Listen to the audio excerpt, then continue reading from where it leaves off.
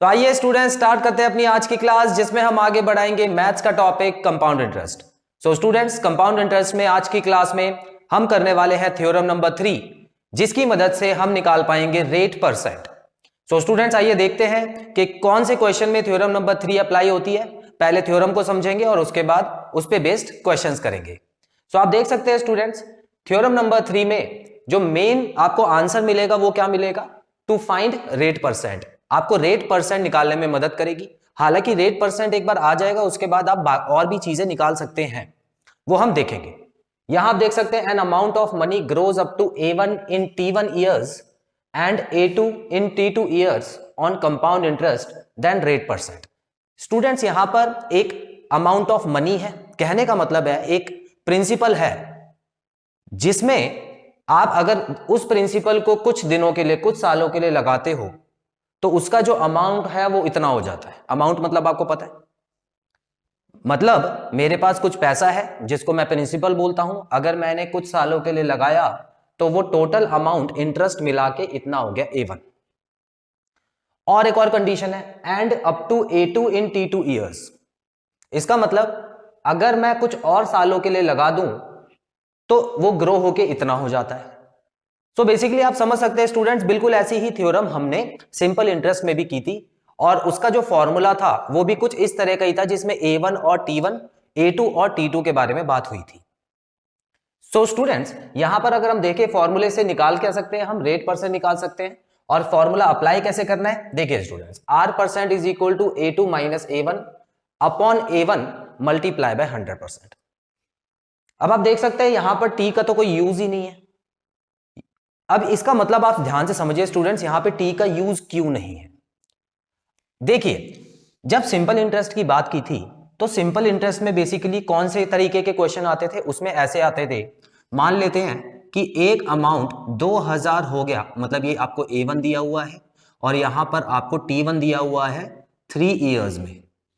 Principal नहीं, मतलब एक अमाउंट जो प्रिंसिपल आपने लगाया था उस पे जो अमाउंट हो गया वो 2000 रुपए हो गया 3 साल में, और 3000 रुपए हो गया 5 साल में। अब यहां पर स्टूडेंट्स आप देख सकते हैं, यहां पर जब आपने इसको सॉल्व करने की कोशिश की थी तो उसमें यहां पर जो गैप है, देखिए 2 साल का गैप दिया हुआ है।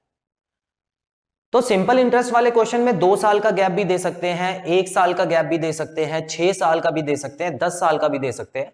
तो उसमें जो वो वाला फॉर्मूला था वो अप्लाई करके आप आंसर निकाल सकते हो। लेकिन स्टूडेंट्स, अगर कंपाउंड इंटरेस्ट में बिल्कुल इसी तरह के थ्योरम की बात की जाए तो क्या होता है, इसमें जो आपको टाइम दिया होगा ना स्टूडेंट्स, वो एक कॉन्जिक्यूटिव ईयर का आपको पेयर दिया होगा। कॉन्जिक्यूटिव ईयर का पेयर का मतलब, देखिए मान लेते हैं कि आपको अगर 2 साल का अमाउंट दे रखा है, मतलब पहले आपको यहां पे 2 इयर्स दिया हुआ है, तो यहां पर है ना आपको 3 इयर्स दिया होगा। अगर यहां पे आपको 4 इयर्स दिया है तो यहां पे आपको 1 साल ज्यादा, मतलब 5 इयर्स दिया होगा। ठीक है, तो कहने का मतलब कॉन्जिक्यूटिव ईयर, कॉन्जिक्यूटिव मतलब होता है लगातार आने वाला साल। तो इस वाले क्वेश्चन में जब भी आप कंपाउंड इंटरेस्ट का क्वेश्चन करेंगे स्टूडेंट्स, तो वो क्वेश्चन बनता ही इस तरह से है कि वो चाहते हैं कि आप शॉर्टकट है तो शॉर्टकट का यूज करो। हम भी आपकी हेल्प करने के लिए क्वेश्चन कुछ इस तरह का देंगे कि जो दोनों टाइम होगा, दोनों टाइम होंगे उनके बीच में कितना फर्क होगा, 1 साल का ही फर्क होगा। इसीलिए यहां पर टाइम की कोई जरूरत ही नहीं है, क्योंकि हमने क्या किया, पिछले साल के अमाउंट से कंपेयर कर दिया है दोनों का डिफरेंस। जाहिर सी बात है, परसेंटेज निकालते समय हम यही तो करते थे। जब भी किसी चीज की परसेंटेज निकालनी होती थी, याद कीजिए ऐसा एक क्वेश्चन जिसमें जो पॉपुलेशन थी टाउन की वो 5,000 से बढ़ के मान लेते हैं 6,000 हो गई। तो अगर मैं जानना चाहता हूं इंक्रीज परसेंट क्या है, किस परसेंट पे इंक्रीज हुआ, तो मैं क्या करता था, पहले तो डिफरेंस लिखता था कि कितनी बढ़ी, और वो बढ़ी कैसे पता लगता था, 6,000 माइनस 5,000, है ना, तो 1000 ऊपर आ जाता था। और नीचे क्या लिखते थे, जिससे कंपेयर करना है, कहने का मतलब जो पहले थी। तो जो पहले थी वो 5,000 मैं यहां पे लिख दूंगा, मल्टीप्लाई बाय 100 करके निकाल लेता था। तो बेसिकली इसमें भी आपको बिल्कुल वही फंडा अपनाना है और वही टेक्निक यहां पर आपको दी भी गई है। तो यहां आप देख सकते हैं A2 माइनस A1, मतलब 1 साल के अंदर अंदर अमाउंट में कितना फर्क आया, अपॉन A1 जो कि पहले था, मल्टीप्लाई बाय 100 करके आप रेट परसेंट पता लगा सकते हैं। क्या ये बात क्लियर है आपको? तो स्टूडेंट्स, अगर हम देखें तो सिंपल इंटरेस्ट में तो कितने भी साल का गैप हो सकता था, क्योंकि वो सिंपल इंटरेस्ट है, उसमें कितना भी मुश्किल क्वेश्चन बनाने की कोशिश करो लेकिन क्वेश्चन मुश्किल नहीं बन सकता। ठीक है, उसमें तो आपको जो फॉर्मूला दिया था उसके हिसाब से अप्लाई कर दो। लेकिन स्टूडेंट्स अगर हम बात करते हैं कंपाउंड इंटरेस्ट की, तो कंपाउंड इंटरेस्ट में अगर ज्यादा बड़ा गैप दे दिया तो क्वेश्चन बन जाएगा मुश्किल और आपको प्रॉब्लम वहां पे फेस करनी पड़ सकती है।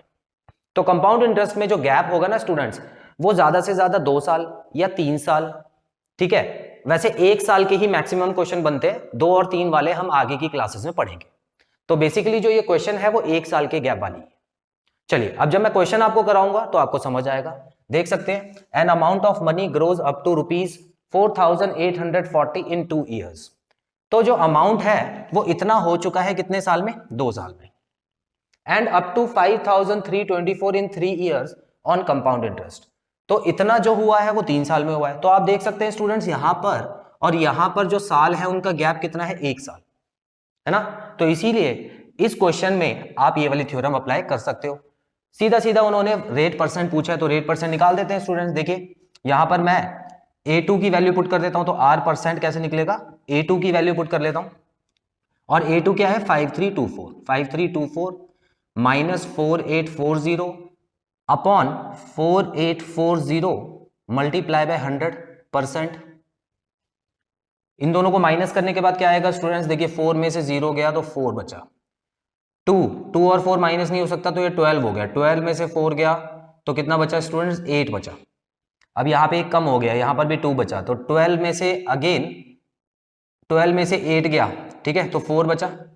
अब देखिए यहाँ पर इसने अपना दे दिया तो 4 माइनस 4 क्या होता है? 0 हो गया। तो इसका मतलब इतना ही आएगा। और देख सकते हैं ऊपर भी वही नंबर लिखा है और नीचे भी उसका 10 टाइम्स नंबर लिखा हुआ है।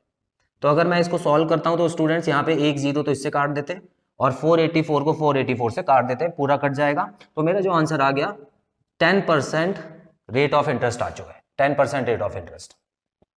इतना क्लियर? अब स्टूडेंट्स देखिए रेट ऑफ इंटरेस्ट आ गया आपके पास और आपको अमाउंट भी दिया हुआ है। अब मान लेते हैं इसी क्वेश्चन में आपसे प्रिंसिपल पूछा होता तो थोड़ा और दिमाग लगा लो। कैसे लगाएंगे दिमाग? फ्रैक्शन रूल से लगा सकते हैं। देखते हैं कैसे। देखिए यहां पर 4840 आपको 2 साल का अमाउंट दे दिया, ठीक है, और कितने कितने परसेंट बढ़ा होगा? 10% बढ़ा होगा। तो इसका मतलब मुझे छोटा करना है इसको, तो मैं क्या करूंगा? 100 अपॉन 110 पहले लिख लेता हूं, उसके बाद 100 अपॉन 110 दोबारा से लिखता हूं, सॉरी 100 आएगा यहाँ पे, 100 अपॉन 110 दोबारा से लिख देता हूं, क्योंकि मुझे क्या चाहिए? प्रिंसिपल चाहिए, और प्रिंसिपल तो इससे छोटा ही रहा होगा। और मुझे पता है कि अब आपको इतना समझ आ गया कि मैंने यहाँ पे 100 और 110 क्यों लिखा है।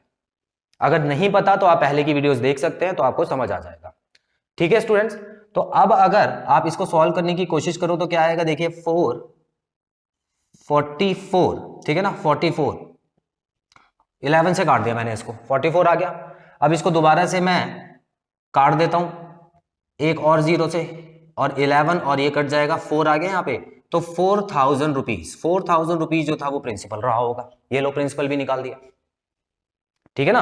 प्रिंसिपल आप इससे भी निकाल सकते हो अगर आप 3 साल का करना चाहो, लेकिन उसमें कैलकुलेशन ज्यादा हो जाएगी। करना क्या है? इस अमाउंट को यहाँ पे पुट करना है, और ये 3 साल लिखा है ना, तो यही काम आपको 3 बार कर देना है, और आंसर आपका 4,000 ही आएगा, उसमें भी प्रिंसिपल सेम ही आएगा। Clear students? तो मैंने आपको R% तो निकालने सिखाई है, लेकिन कभी कभी क्वेश्चन में वो आपसे सम पूछ लेते हैं, तो आपको आगे इस तरह से करना है, ठीक है। तो आप इसका स्क्रीनशॉट लीजिए, फिर और क्वेश्चन करते हैं। तो आइए स्टूडेंट्स बढ़ते हैं क्वेश्चन नंबर 2 की तरफ। An amount of money grows up to ₹51,168 in 15 years and up to 51,701 in 16 years on compound interest. Find rate %. तो स्टूडेंट्स बिल्कुल वैसे ही करना है। अब यहां पर भी आप देख सकते हैं, मैं एक चीज नोटिस कराना चाहता हूं जो कि है 15% और 16%, तो एक ही साल का डिफरेंस है, तो बिल्कुल इसी फॉर्मूले से आप कर सकते हैं।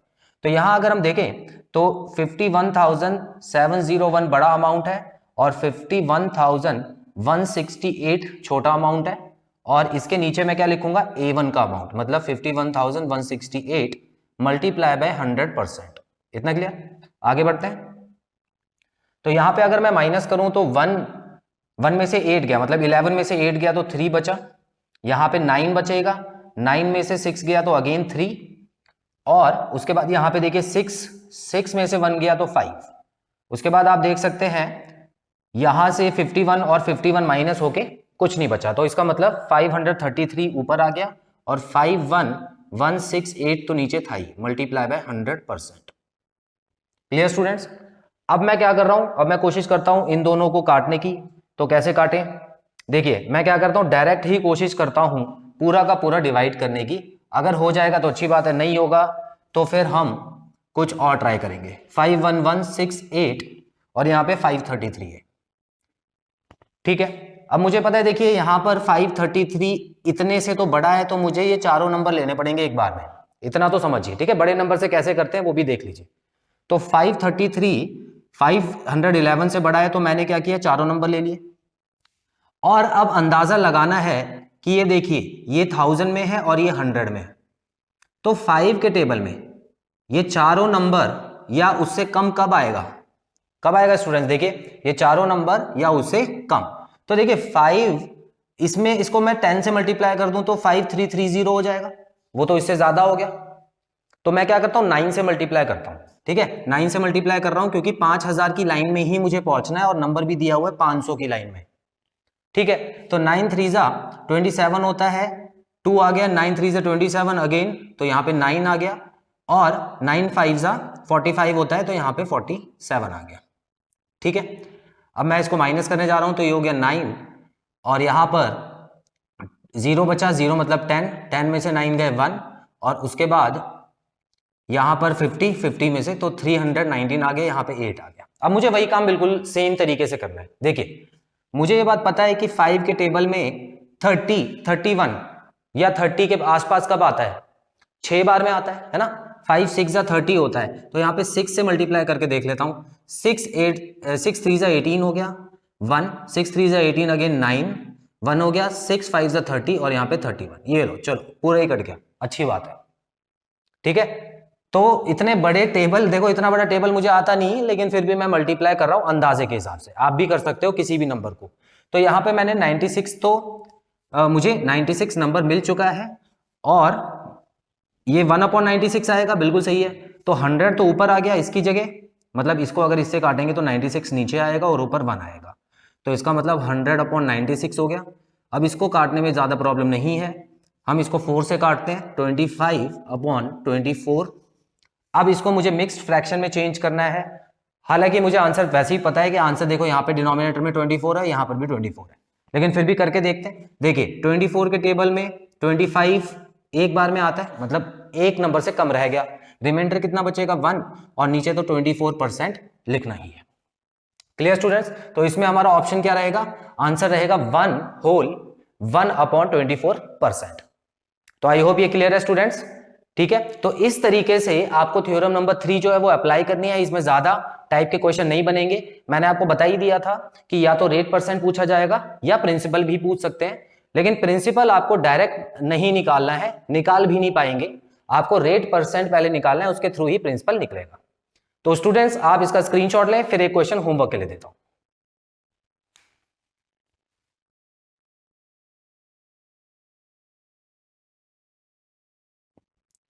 तो स्टूडेंट्स आप देख सकते हैं आपके लिए होमवर्क के लिए क्वेश्चन मैंने लिख दिया है, इसको पढ़िए समझिए, और जो भी इसका आंसर आता है आप कमेंट बॉक्स में मेंशन करके चेक कराइए। तो स्टूडेंट्स आई होप थ्योरम 3 से रिलेटेड जो भी क्वेश्चन मैंने आज कराए हैं आपको क्लियर है और कोई भी डाउट नहीं है। सो बहुत जल्द मैं अगली वीडियो में आपके लिए थ्योरम नंबर 4 और उस पे बेस्ड क्वेश्चंस लेके आऊंगा। Till then students take very good care of yourselves, have a nice time, God bless you, bye bye.